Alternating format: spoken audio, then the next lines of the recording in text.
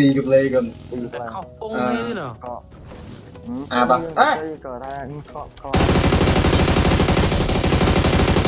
học băng lóc này học pi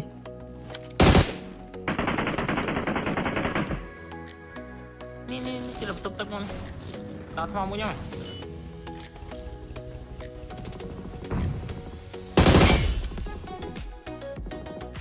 vết băng em tịnh em cặp bị khỏi bánh ai tiền phê với mất môi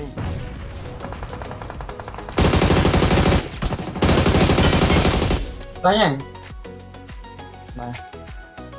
mình vừa hai bạn nhóm mà mấy nha hai bạn nhóm mấy mong lan đây là công an mà cái bạn nhóm bị khói đây lẹ khỏi thế mấy nhá bạn nhóm bị khói đây bánh bị khỏi cái nè mà đi flank với băng màn này khênh anh đang nóc lại ô lịch mẹ đi lịch mẹ mà ăn mà phật về không khỏi thôi vì lỡ tuổi bong phải cha viết anh bong phải việc cha bảo bong khói miên tiết khói mò tiết làm gì mà không theo ta khỏi miên lan tao phải một nè cái nào khói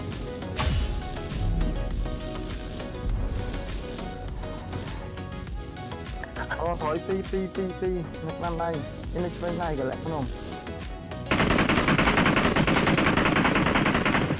kinh ma có pi khênh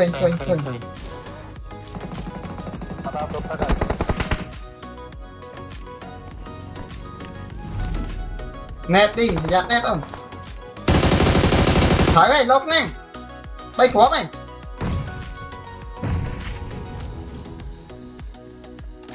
à một con thằng bay khó này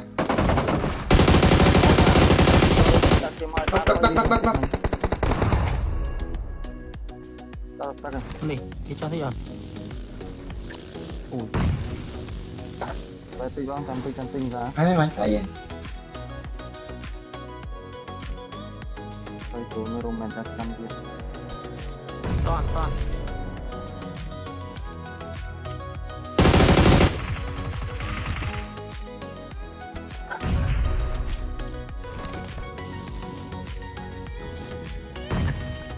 em nghĩ gì nữa ở trong tù mời bông á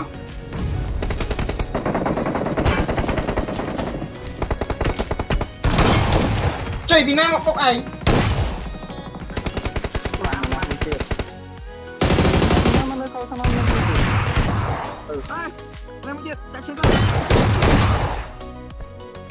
cái này mà thêm tay anh ấy mà thêm phình một mặt nào vậy pin nhẹ đi nào buồn mà thật có năng là đua thế tôi khóm trong nó khóm mỗi bản FP nên cả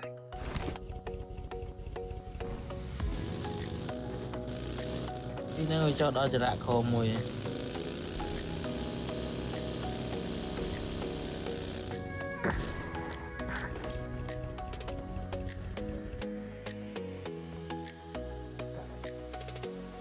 Sebenarnya kan lu bang Pilan tuh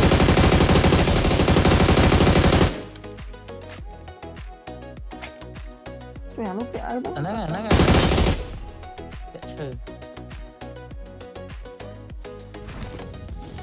mới biết là khô mình không chơi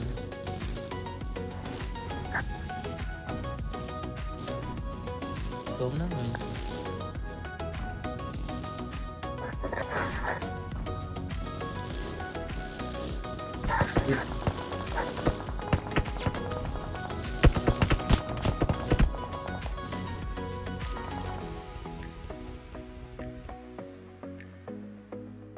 nhà tôi do lừa mình đồ lang lưỡi tua đó cái bay con một mà pas kia tôi đang tự lại đó và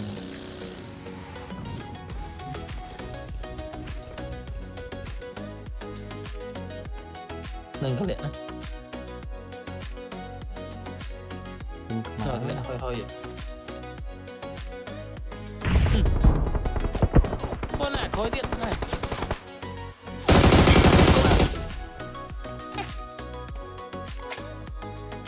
Bên đáy chân không mùi.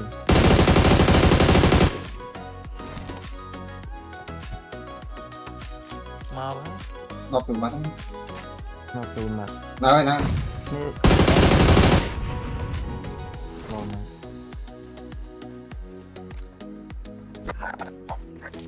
Đập đi phế. Mà vác LPK ngay phải mệt.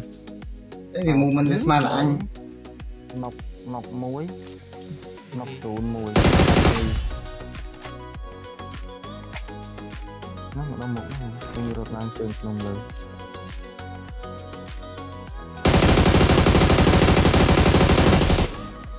Có tay. vô phay chiêm Mình thả bụng phải theo mấy.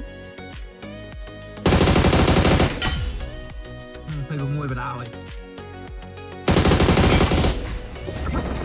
Awesome. hồi mà ra vậy Awesome. mày Awesome. cắt tiktok muối bé con này We are